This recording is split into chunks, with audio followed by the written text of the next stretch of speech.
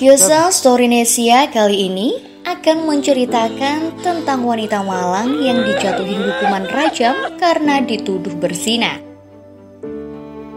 Kejadian ini terjadi di wilayah kota kecil yang berada di Iran, tepatnya di wilayah yang bernama Kupayeh. Tragedi tersebut terjadi pada pertengahan Agustus, tepatnya pada 15 Agustus 1986.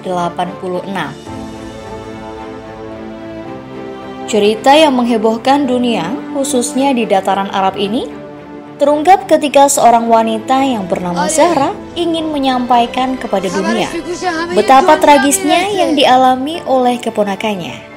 Keponakannya itu bernama Soraya. Soraya inilah wanita yang akan kita bahas sebagai korban dalam cerita ini, yang mana ia mengalami kezaliman dan ketidakadilan karena hukum yang semrawut di daerahnya sendiri. Lanjut ke Zahra. Waktu itu Zahra bertemu dengan seorang jurnalis Prancis yang berketurunan Iran bernama Fredon, yang kebetulan melewati daerah Kupayeh, Iran. Saat itu mobil Fredon mengalami kerusakan yang menyebabkan ia harus ke bengkel untuk memperbaiki mobilnya. Sesampainya di bengkel, Frey dihampiri oleh Zahra, yang mana Zahra mempunyai tujuan, yaitu untuk menceritakan masalah yang dialami keponakannya. Zahra berbicara menggunakan bahasa Inggris agar orang lain tidak tahu. Di sela percakapan mereka, datanglah seorang pemuka agama di tempat itu. Pemuka agama tersebut mengatakan kepada Fredon bahwa Zahra itu wanita gila yang tidak perlu ditanggapi ucapannya. Fredon pun mempercayainya. Lalu Frey mencari kafe untuk minum kopi sambil menunggu mobilnya diperbaiki. Tiba-tiba, ia dikagetkan oleh Zahra yang melemparkan sebuah bungkusan dari belakangnya. Frey penasaran apa isi bungkusan tersebut.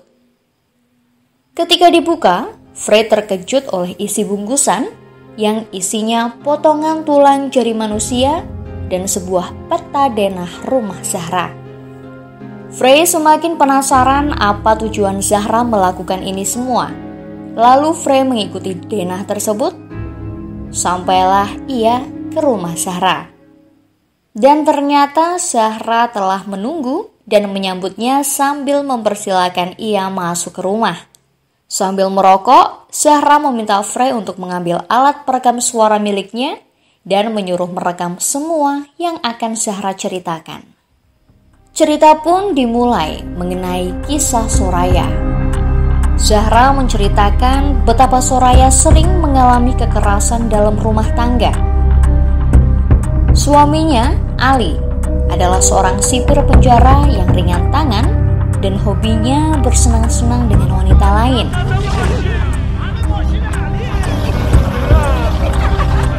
Ali meminta kepada Soraya untuk menceraikannya agar ia dapat menikah dengan gadis berusia 14 tahun.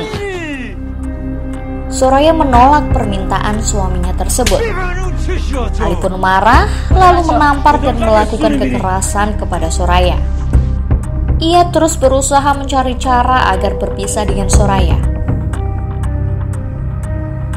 Ali kemudian mendatangi seorang pemuka agama di kampungnya dan ia menghasut imam kampung tersebut untuk bersekongkol untuk menfitnah Soraya.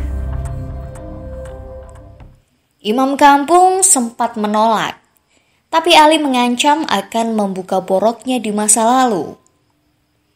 Karena takut boroknya diketahui warganya, akhirnya imam kampung tersebut menyetujui rencana Ali untuk menfitnah istrinya. Waktu itu Soraya bekerja di rumah tetangganya, yang mana bosnya Soraya ini adalah seorang duda beranak satu. Ali memfitnah bahwa Soraya telah berzina dengan bosnya.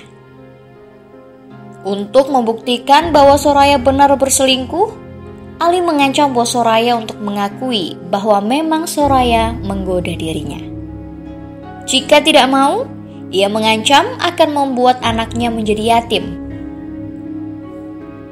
Demi melindungi anaknya, maka si duda terpaksa berbohong di hadapan imam kampung dan wali kota, yang mana kedua orang tersebut berhak memutuskan semua perkara di kampungnya. Kenapa Soraya tidak melawan atas tuduhan tersebut? Karena di wilayah itu, suara perempuan tidak begitu dihargai, bahkan tidak dianggap. Seluruh warga terkena dengan hasutan Ali, tidak terkecuali ayah dan kedua putra Soraya. Setelah berdiskusi dengan berbagai petinggi kota, maka diputuskan bahwa Soraya terbukti bersalah dan akan dihukum. Hukum yang berlaku di negeri itu, jika seorang wanita terbukti berselingkuh, maka hukumannya adalah dengan dilempari batu hingga mati atau dirajam. Zahra yang berusaha mati-matian membela keponakannya tidak dapat berbuat apa-apa. Bahkan Zahra sempat ingin membawa kabur Soraya dari kampung itu, tapi tidak berhasil karena dipergoki oleh preman suruhan yang membawa senjata. Waktu itu, wali kota masih ragu dengan kasus ini, tapi ia tidak bisa berbuat apa-apa. Ia hanya bisa menghadap Tuhan. Tujuannya untuk meminta petunjuk. Tapi wali kota tidak mendapatkan petunjuk sama sekali. Hari eksekusi pun tiba. Soraya dikubur setengah badan hingga sebatas pinggang dengan keadaan tangan diikat ke belakang.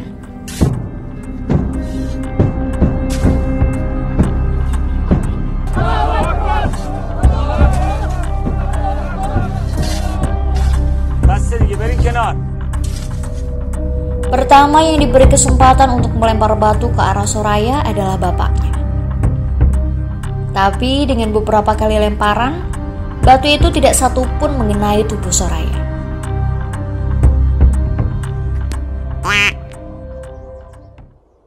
Zahra pun berteriak sambil mengatakan, ini adalah tanda bahwa Soraya sebenarnya tidak bersalah. Wali kota pun terkejut dan berpikir apa ini petunjuk yang selama ini ia minta. Tapi tiba-tiba Ali mengambil batu, menggantikan ayah Soraya untuk melemparkan batu ke arah Soraya. Lemparan pertama langsung terkena tepat di kening Soraya dan darah pun mengalir.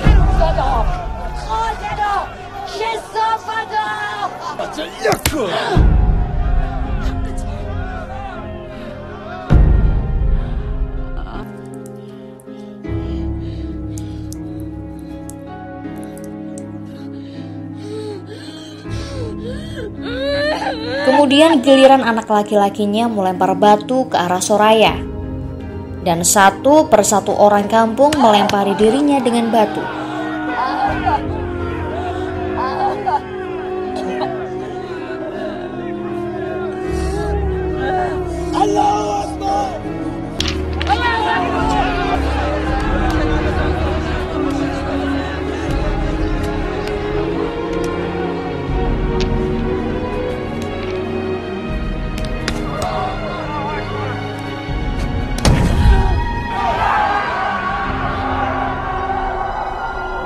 Soraya yang malang akhirnya tewas di tangan para tetangga dan keluarganya sendiri.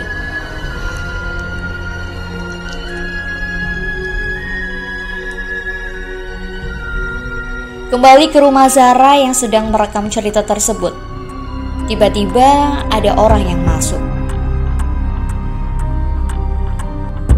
Frey pun keluar dan pergi ke bengkel untuk mengambil mobilnya yang sudah selesai diperbaiki. Sewaktu ingin meninggalkan desa itu, Frey dihadang oleh pemuka desa dengan preman bersenjata lengkap. Lalu Frey digeledah. Kaset dan alat perekam yang ada di tasnya mereka hancurkan semua karena takut akan menjadi barang bukti. Setelah mereka menghancurkan barang bawaan Frey pun diperbolehkan pergi. Saat mengendarai mobilnya, Frey dan gerombolan pemuka agama dikagetkan dengan kemunculan Zahra yang mana ia terlihat membawa kaset. Ia langsung memberikan kasut tersebut kepada Frey. Dan akhirnya Frey pun menancap gasnya dengan cepat. Lalu ia lolos dari kejaran preman-preman itu. Konon Fredon mengungkapkan kepada pihak yang independen untuk mengungkap kasus Soraya ini. Cerita nyata ini sempat ramai pada saat itu, sampai ada perusahaan perfilman membuat film yang mengisahkan perjalanan hidup Soraya. Film ini diberi judul The Story of Soraya M. Sekian dulu cerita kali ini di Storynesia. Jangan lupa like, komen, dan share video ini ke teman-teman dulur semua. Juga subscribe untuk cerita-cerita menarik lainnya. Pamit dulu.